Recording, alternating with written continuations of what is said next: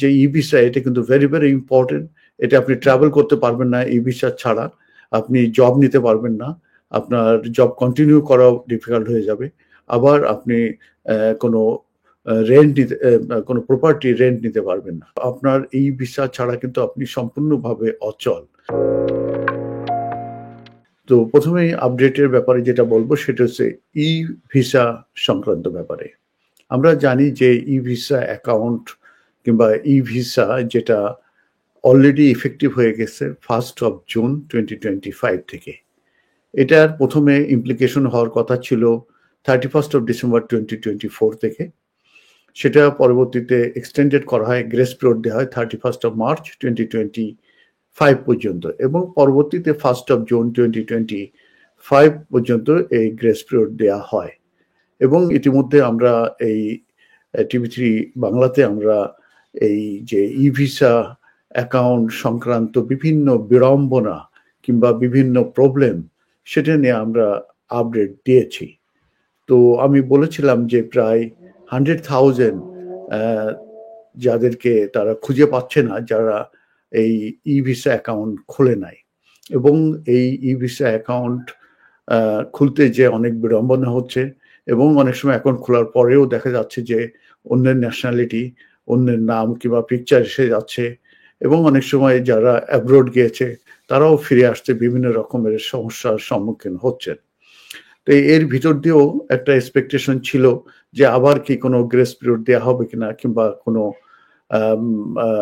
Extension হবে কিনা, কিন্তু আমি দেখেছি যে আর কোনো এক্সটেনশন দেওয়া হয়নি, এবং 1st of June 2025 দিকে ই ভিসার যে ইমপ্লিকেশন, যে ইফেক্টিভনেস সেটা শুরু হয়ে গেছে।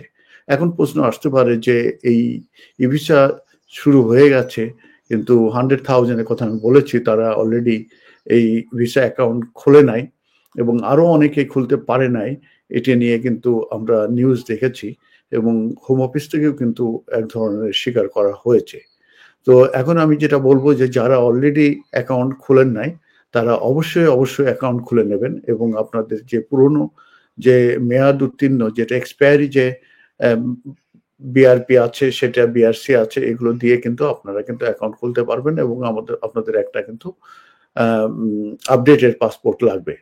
কারণ এইটার হচ্ছে যে আপনাদের যেসব ই ভিসাটা হচ্ছে যেসব ডকুমেন্টারি যেসব এভিডেন্স ছিল এই ইমিগ্রেশন স্ট্যাটাস সংক্রান্ত ব্যাপারে, সেগুলো কিন্তু রিপ্লেস করে গেছে, সেটা হচ্ছে ই ভিসা।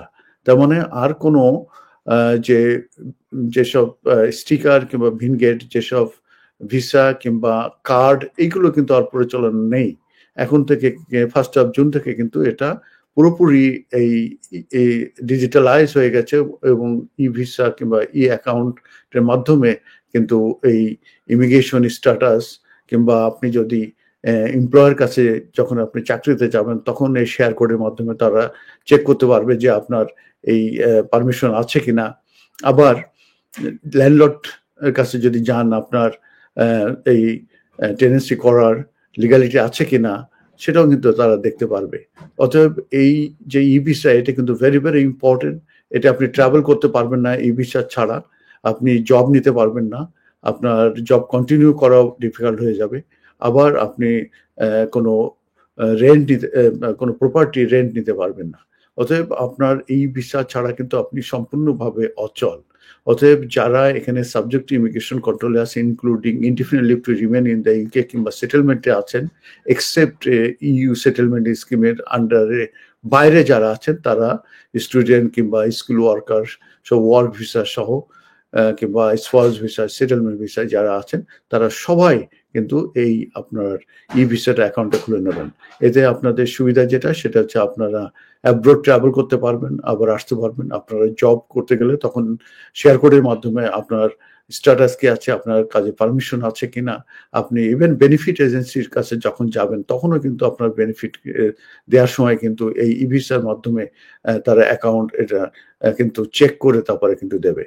এবং কিছু কিছু ক্ষেত্রে আপনারা জানবেন অটোমেটিক, যেরকম গভর্নমেন্ট যেসব ডিপার্টমেন্ট আছে, যেরকমের HMRC বলেন কিংবা আপনার ডিডব্লিউপি, যেটা department for work and pension, এরা কিন্তু অটোমেটিক্যালি কিন্তু তারা এই অ্যাকাউন্টে ঢুকতে পারবে এবং চেক করতে পারবে।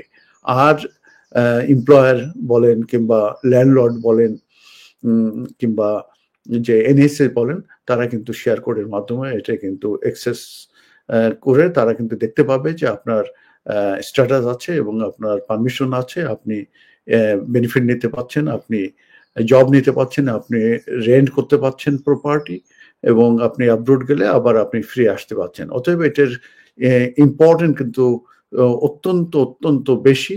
অতএব যারা এখনো খোলেন নাই তারা কিন্তু এখনো খুলে ফেলতে পারবেন, আর যারা খুলেছেন তার ফাইন। এবং যখন আপনার ট্রাভেল করবেন সাধারণত আপনার শেয়ার কোডের মাধ্যমে আপনার ভিতরে ঢুকে, অ্যাকাউন্টের ভিতরে ঢুকে আপনার প্রিন্ট আউট নিয়ে নেবেন, আপনার পাসপোর্ট আপডেট করে রাখবেন, যে পাসপোর্ট আপডেটেড পাসপোর্ট যেন আপনার অ্যাকাউন্টে থাকে, এবং আপনার পুরনো যে বিআরপি আছে সেটা নিয়ে কিন্তু আপনি ট্রাভেল করতে পারবেন। এবং আমি বলেছি যে আপনারা কিন্তু একটা প্রিন্ট আউট করে রাখবেন, প্রিন্ট আউট নিয়ে কিন্তু আপনারা এগুলো দিয়ে কিন্তু আপনারা যাতায়াত করতে পারবেন। আর যদি কেউ ই ভিসা অ্যাকাউন্ট ওপেন না করে, তাদের জন্য কিন্তু ট্রাভেল করা থেকে শুরু করে এমপ্লয়মেন্ট পাওয়া থেকে শুরু করে রেন্ট কিংবা বেনিফিটের কিন্তু তাদের সমস্যা হতে পারে। অতএব এটার গুরুত্ব কিন্তু অত্যন্ত বেশি। আমি সেই কারণেই কিন্তু আমি শুরুতেই এই যে ই ভিসার যে ইফেক্টিভনেস, এটার কার্যকারিতা, এটা না থাকলে কি অসুবিধা, সেই বিষয়গুলো নিয়ে মূলত আমি এটা আলোচনা করলাম। আমাদের অনুষ্ঠানটি যারা দেখছেন তাদেরকে অসংখ্য ধন্যবাদ। যদি না দেখে থাকেন, এটা কিন্তু সরাসরি ফেসবুকে এবং ইউটিউবে সরাসরি সম্প্রচারিত হচ্ছে, যা আপনারা পরবর্তীতে কিন্তু এই অনুষ্ঠান দেখতে পারবেন। আপনারা কমেন্ট দেবেন, শেয়ার করবেন এবং অন্যকে এই অনুষ্ঠানটি দেখার কথা বলবেন। MQ Hassan Solicitors, helping people through the laws. আমাদের রয়েছে দক্ষ ও অভিজ্ঞ লয়ার টিম, যাদেরকে আপনি নিশ্চিন্ত মনে বিশ্বাস ও নির্ভর করতে পারেন for quality of work and excellent client care.